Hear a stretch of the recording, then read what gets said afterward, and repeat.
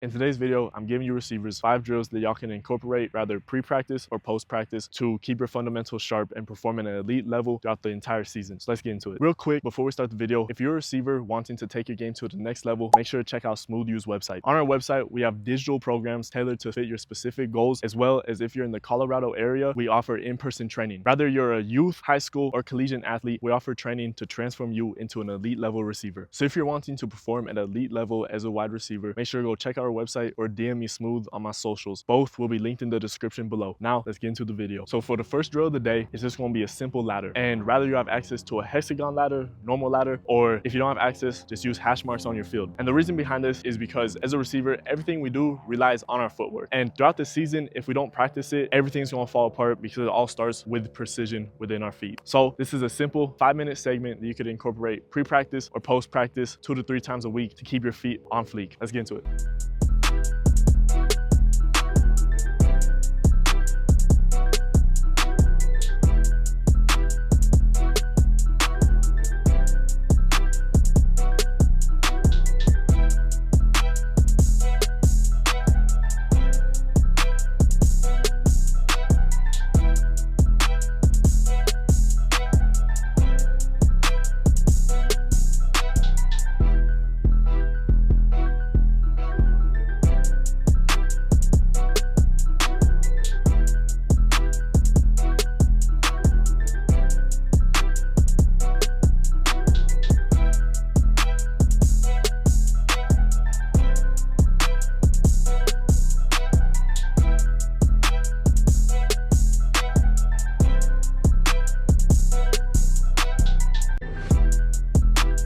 So for the second drill, it's just going to be practicing your step routes on air, no QB, just by yourself. The purpose behind this is in practice, we don't always get to run our routes perfect, or, we're versing a DB and something goes wrong. So by doing this at the end of practice 2 to 3 times a week, you're able to still perform your routes at that perfect level. So over time in practice, you're going to be incorporating them and your routes will look cleaner. So an example of this would be, let's just say we're practicing our 3-step hitch. No QB, let's say we're running to our right side. We're just going to practice it just 1, 2, and then snap. And then practice catching the ball and turn upfield. Simple as that. And during this, make sure that we're focusing on the technique of it. So then our technique translates to practice. And when we have good technique in practice, it translates to the game. Now for the third drill, it's focus on catching. Now I would highly recommend implementing this pre-practice and post-practice every single day of the week. Because as a receiver, the more you catch, the more your confidence grows. And the more your confidence is, the better you're going to perform at practice and on the field. So the way this goes is I would also recommend having your QB throw to you, just so y'all can build that chemistry even more. So for my segment pre-practice,